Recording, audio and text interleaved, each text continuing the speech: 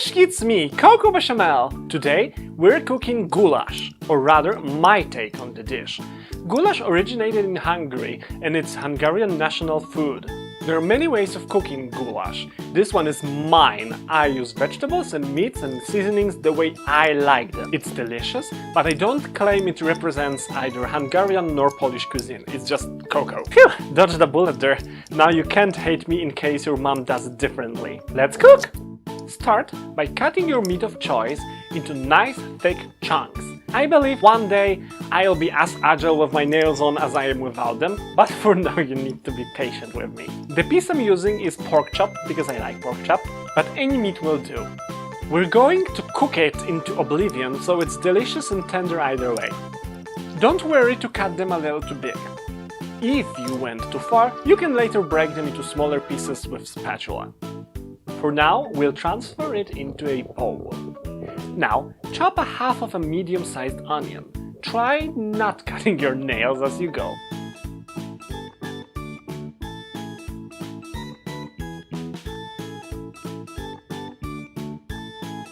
Once you're done with that, start cutting some mushrooms.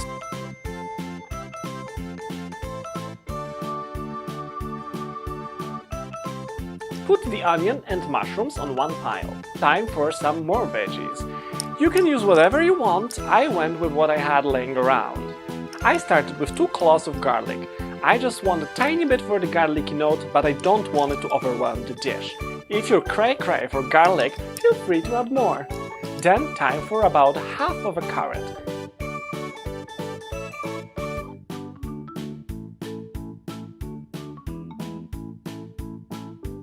I wanted to dice it all nice and fancy, but then I got a little angry and just went berserk on it.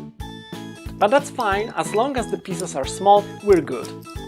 Next, around 1/4 of one bell pepper. Again, cut it into small pieces. The smaller the pieces, the faster it cooks and the smoother the goulash. I know some people like big pieces of vegetables in their goulash, well, I'm not some people. Now, also small pieces broccoli and cauliflower. These vegetables ought to be put on a second pile. Now, put your pan on high heat and add moderate amount of cooking oil. Throw in the meat and sear it a little bit on each side. You don't need to worry if it's cooked all the way, we're going to simmer it later. As usual, salt and pepper are a must.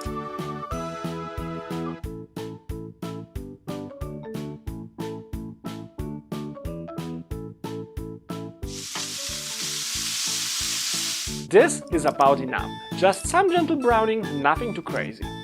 Transfer the meat into a big pot and throw in your onions and mushrooms onto the same pan you used for meat.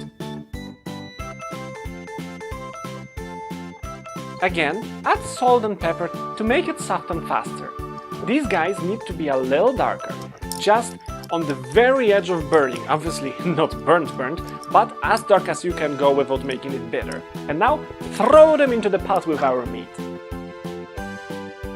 By the way, you can add the remaining vegetables into the pot right away, but I like to give them just little touch of hot oil before doing so. It will release some extra flavors. Also, before transferring them to the pot, add some water to the pan, so you dissolve all those seasoning and things that got stuck to the pan while cooking.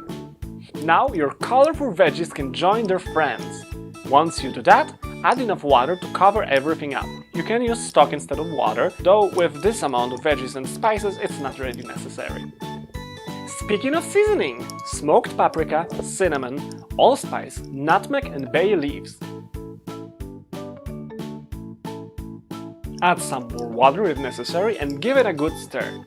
Then cover it with a lid and let it simmer for about 45 minutes. Goulash doesn't need a lot of attention as you cook, but you need to check on it at least every 15-20 minutes. And of course, stir it. Make sure nothing sticks to the bottom and add water if necessary. It's been 45 minutes, it's almost done, so now it's time to thicken it. Take a clean glass or a cup, add about 1 tablespoon of all-purpose flour and 1/4 cup of cold water. Mix it with a fork until you see no chunks of flour floating around. Now add small amount of that mixture into your goulash. Mix it and see if you like the consistency. It should thicken up right away. Now time for my special cheat move. Add a splurt of mustard, perhaps a little less than I did if you don't like mustard's flavor. This will add yet another layer of flavors to our dish. Now let it cook for another 15 minutes and you'll be good to serve. I love my goulash with mashed potatoes and sweet peas with carrots. Let's eat! Okay, so this is the meat and I want just to show you how delicate and tender it is. I'll just take a tiny little bite. So delicious. You know what, wait. I would crime for this. Last one, I promise. I forgot how much I love this one. All the vegetables are completely dissolved into this thick sauce gravy-like thing. It's delicious. Thank you for watching. I hope you liked my recipe. Try it at home and tell me how it went. Remember to like, share, subscribe and pop a lovely comment below. As always, feel free to check out my other social media like Instagram and Facebook. Twitter is there, but I use it mostly to spy on my friends. All the links and the full recipe are in the description below. Oh, and tip me on Venmo, I love money.